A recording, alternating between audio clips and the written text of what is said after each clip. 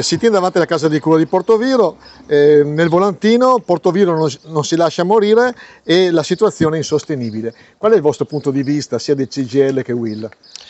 Allora, il nostro punto di vista è che oramai la situazione è diventata a tratti insostenibile. Abbiamo avuto una fuga importante di personale che ha lasciato la struttura privata soprattutto per la struttura pubblica ed ha afferito al nuovo concorso che è stato fatto per l'ospedale di Rovigo, per l'Us5 Polesana ed in generale il nuovo concorso bandito da Azienda Zero per infermieri.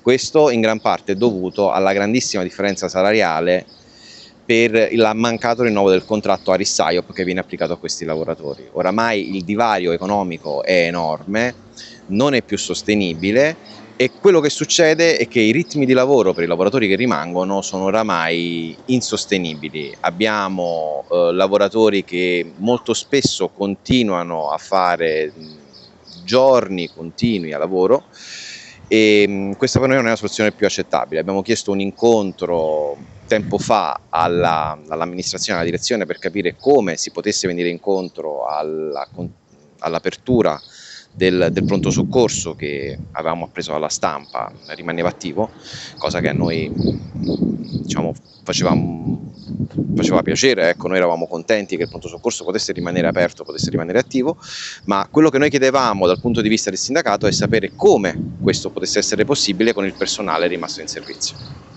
Ecco, chiedo a lui un'altra cosa. Non è in controtendenza il fatto che si parlava che appunto nel pubblico era molto meno pagato, invece adesso da quanto dite voi è il contrario? Sì, c'è una netta differenza, parliamo già tra infermieri del PS del pubblico e infermieri PS del privato di 500-600 euro. Ma è il cortocircuito dove scatta? Perché scatta dai rinnovi del contratto, il pubblico è avanti 2 contratti rispetto al privato e tra poco firmerà un ulteriore contratto verso ottobre-novembre, mentre nel privato a tutt'oggi nessuna trattativa, anzi il 24 luglio ci sarà una manifestazione delle 3 sigle sindacali davanti al Ministero. Però ciò nonostante, almeno nella stampa passa il fatto che nel pubblico, visto anche i problemi che hanno l'ospedale di Ade, qua vicino, nel pubblico non c'è personale perché emigra nel privato. No, adesso allora c'è questa cosa qui, dal privato emigrano nel pubblico, dal pubblico vanno a fare i liberi professionisti, c'è proprio la fuga degli infermieri, ma anche un'altra cosa, ci sono meno domande alle scuole per infermieri, non c'è più la richiesta di una volta, va meno persone a fare il corso per infermieri, perché non è più attrattivo come una volta. Ecco, facciamo un paragone anche con i paesi esteri, si parla sempre che in Germania, in Francia, in Svizzera un operatore sanitario è pagatissimo rispetto a noi. Perché anche dice questo cortocircuito? Là, diciamo che è il ragionamento che fanno le varie nazioni, addirittura ultimamente il Canada cercava infermieri italiani.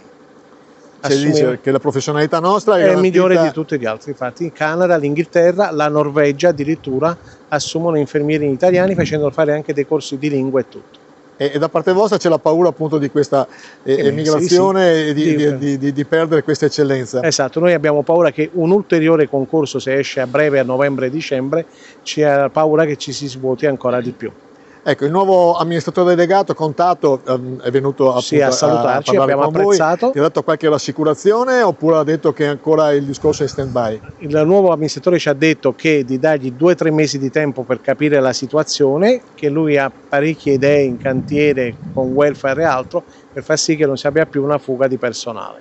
Abbiamo apprezzato queste parole, aspetteremo i 2-3 mesi ma restando vigili sulla situazione, anche perché il personale è sempre più allo stremo.